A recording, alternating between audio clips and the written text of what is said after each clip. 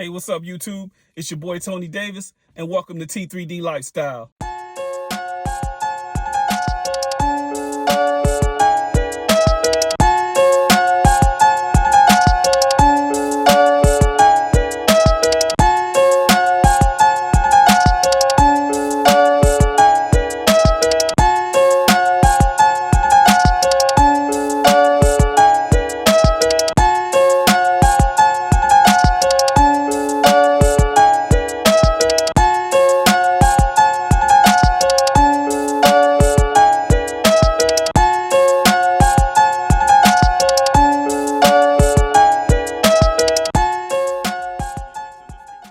Cameron, you ready to go to class? Yes?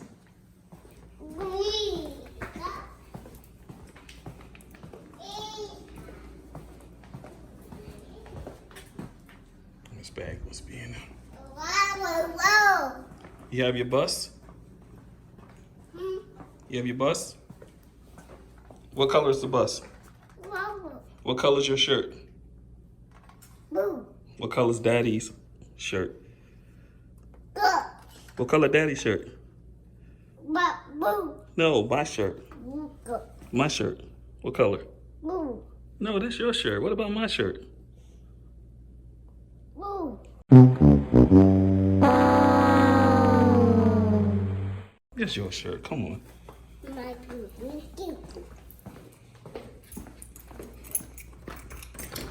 I think we're gonna take the Kia this morning.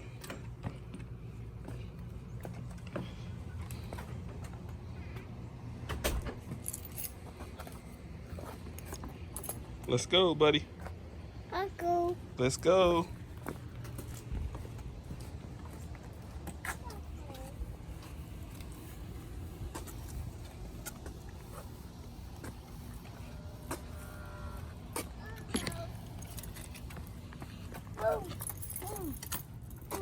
Yeah.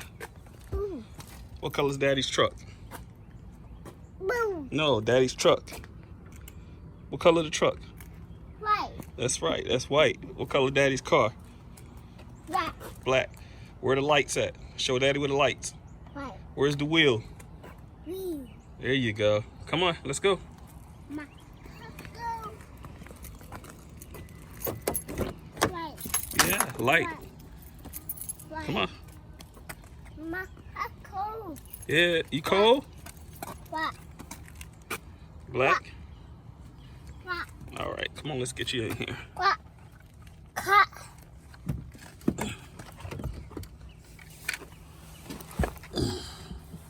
Black. Black. Black. Black. All right, say bye-bye. Daddy. All right, so we can get ready, get on the road, and I'll talk a little bit so you get to know me. Look a little rough this morning, haven't shaved, but we still gonna do what we gonna do. All right, Cameron.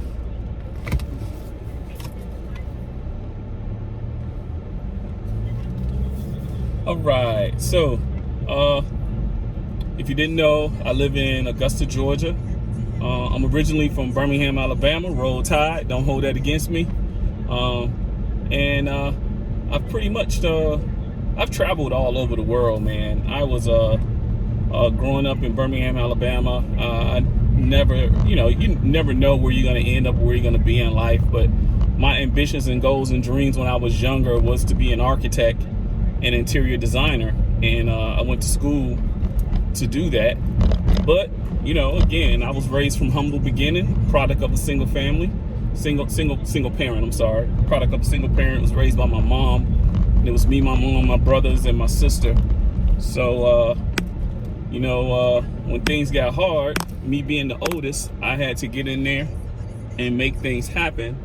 So I joined the military, and I pretty much spent about 10 years altogether in the military before I got out.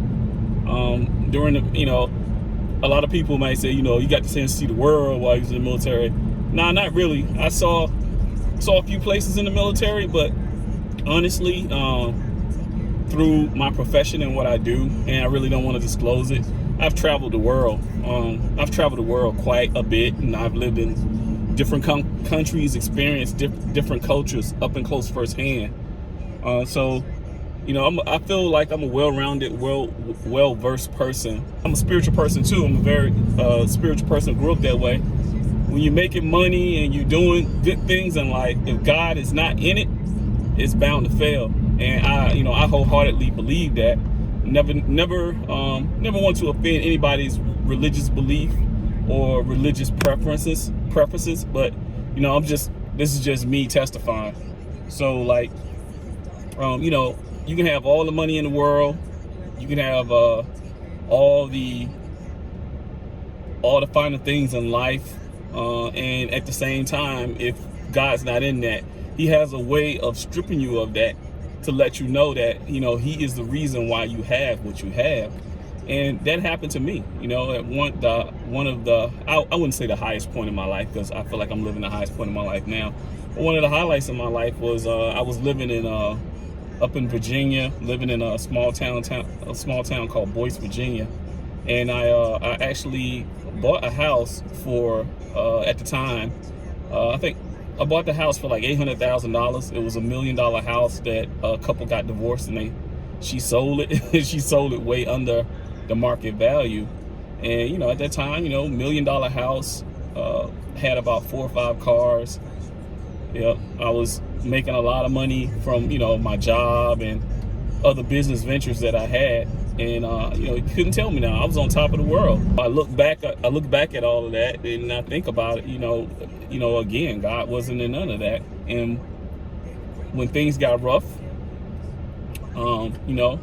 needless to say, long story short, I ended up from going from a 10,000 foot house, 10,000 square foot house, to a 650 square foot condo.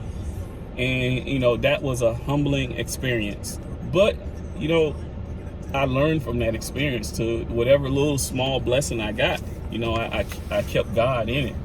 And because I kept God in everything, He blesses you with more than you can ever imagine. I just believe that when I say average, I mean that I'm not a millionaire. By any means, I'm not a millionaire. I'm pretty comfortable. I can still do better, but I'm not a millionaire by any means. I'm not a thousandaire. But through trial and error, I've learned how to make my money work for me. I've learned how to save money, because I never had the concept of saving money. If I got $1, I spent $3. Feel me? So now I'm in a different headspace as far as learning how to save, investments. Me and my wife invest in stocks. We watch it carefully. We do our own. We don't need brokers. We kind of like manage it ourselves, and we're doing really, really well. We also invested in gold, which I would wholeheartedly advise people to do that. And gold, silver, precious metal is still a good investment. You can get even if it's a gram or a gram of gold for like $80, keep buying it every month. I buy about $100 worth of gold every month, so that in the event that I know cryptocurrency is the thing now, but in the event that anything happened, I have something tangible. To borrow against. Things are hard out there right now, man. I am blessed. I feel blessed to still be able to work and provide. And there's plenty of people, probably you that's watching this video, that's struggling, that's going through a hard time right now, man. And my heart goes out to you. I know what it's like to not have a job. At one point, and when I talk about taking L's, I took some L's. At one point, I was making probably about $180,000 a year, living up in the DC area. And I mean, just like that, overnight, job gone. And if it wasn't for the fact that I am the type of person, I always invest in me, I believe in me, and I don't let, I've been through so much stuff, as a young kid and as a young adult. I've been through so much stuff that I don't let too much break me. So, when I lost that job, I mean, overnight, that's it, dead, everything done. I had to lace my boots up, stand up, and get back out there and find something. And the job I found was not a 6-figure job, but I took it, and I made it do what it needed to do. to get myself back up to where I am today. It's all about being humble, man. You know what I'm saying? I'm the type of guy that it doesn't matter how much money I make or what I got or what I do in life. I'll always reach out to anybody. I'll always talk to people. I'll always, like, I'm the type of guy that if I walk into an establishment, I will usually talk to the guy that's sweeping the sidewalk or wiping the window down. That's the guy I like to have a conversation with. Not necessarily the nice guy with the nice dress watch. I've been to plenty social events. I like talking to the waiters. I like talking to the bus boys. I like talking to the bartenders and people like that.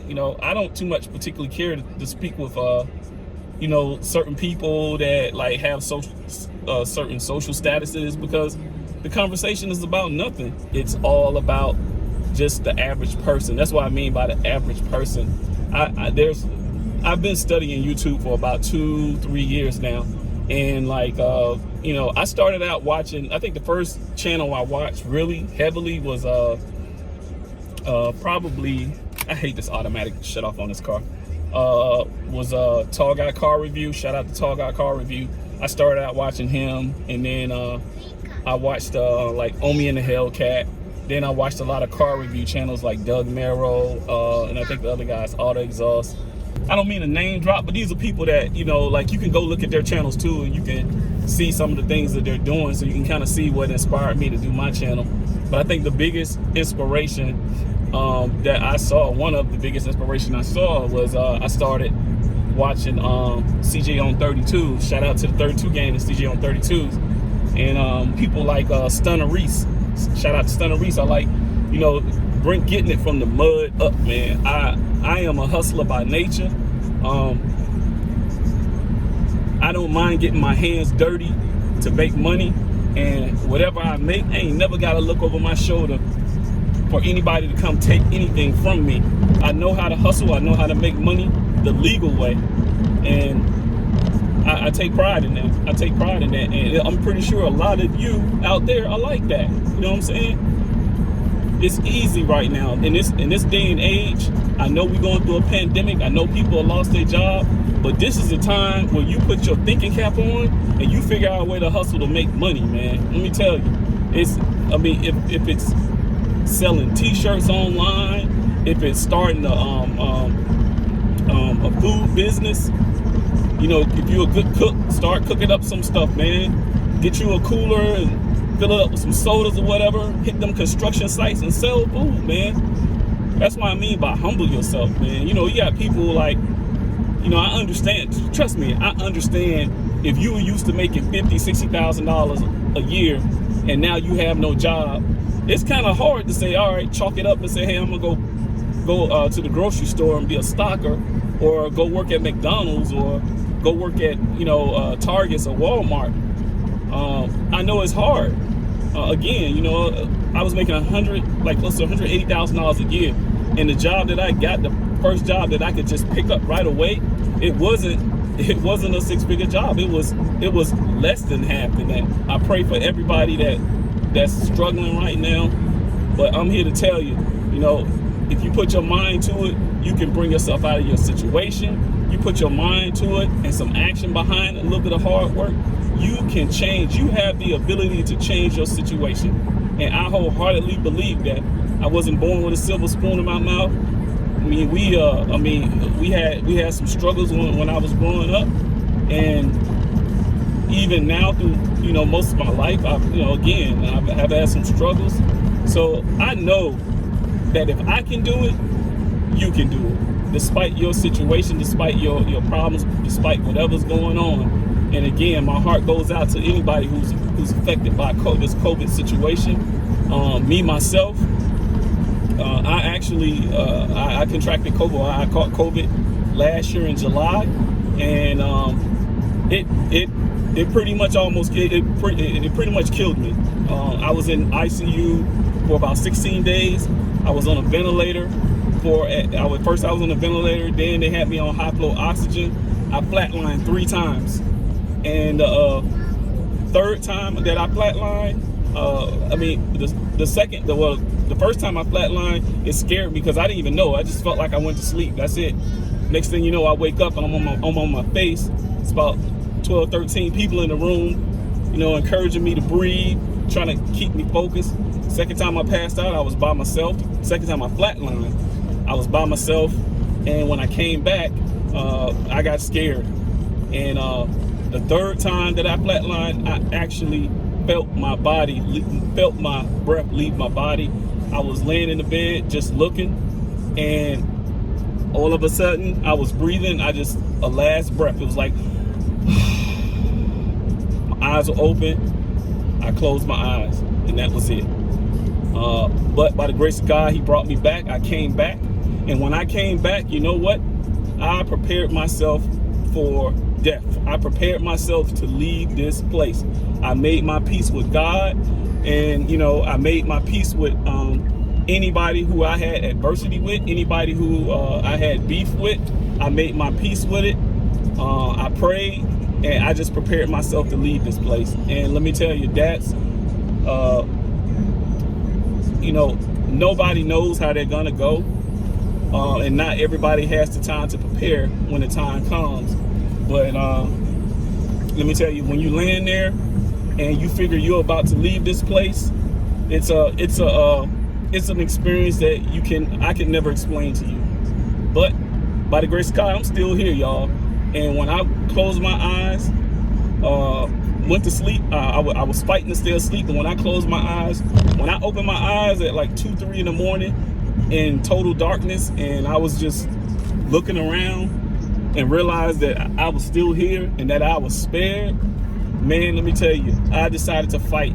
You know, I willed myself back to eat because I wasn't eating. And I said I was going to fight this thing, and I fought it. Again, I spent 16 days. I think it's like 15 days in the ICU. And I spent another 10 days recovering in the hospital, in the VA hospital. And man, I'm still here, man.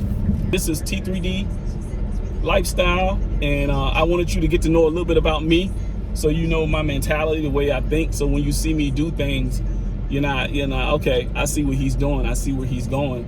Because you know, again, I've watched a lot of channels far beyond the ones I name drop, and you know, some millionaires out there, man. They be buying stuff, they be buying cars and houses and all kind of expensive jewelry, and like, it's like, you know, who doesn't want something nice, man? Everybody wants something nice, but you don't have to break the bank doing it. A lot of us do that. I did that.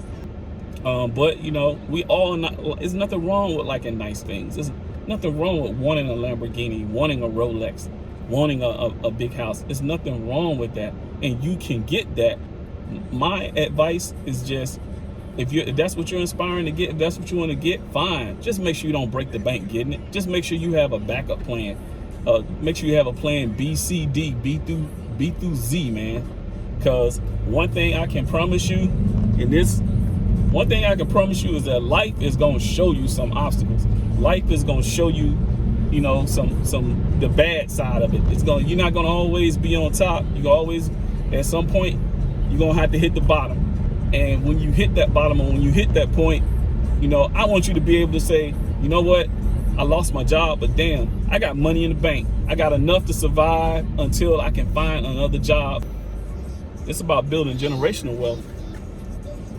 I want to work until I can't work no more, until like I'm just making ends from other places and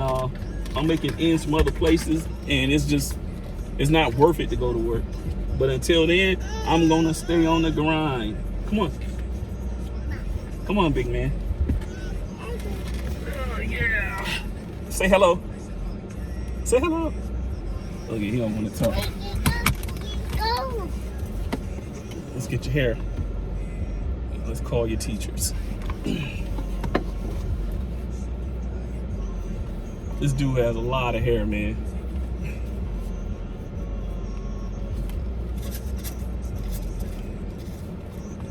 Cameron. You ready? Play. Bye-bye. Say see you soon. Bye-bye. Bye. He like, close the door, Dad. Close the door, Dad. Look at him. That's my little man.